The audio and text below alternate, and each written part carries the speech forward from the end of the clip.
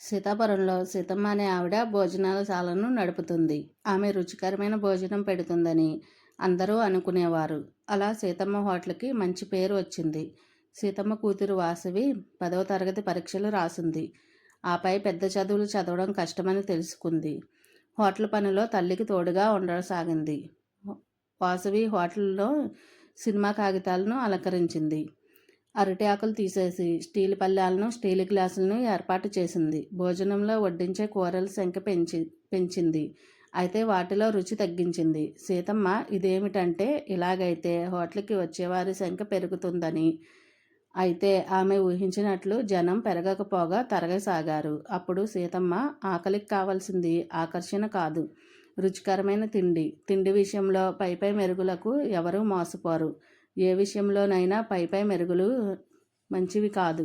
ప్రతిరోజు ఎవరు 10 కూరలు వండుకోరు. రుచికరంగా 1 లేక 2 మాత్రమే వండుకుంటారు. తిండి విషయంలో ఆకర్షణ కన్నా రుచికి మిన్న అని కూతురితో అంది. తల్లి మాటలతో వాసవి తన మార్గం మార్చుకుంది.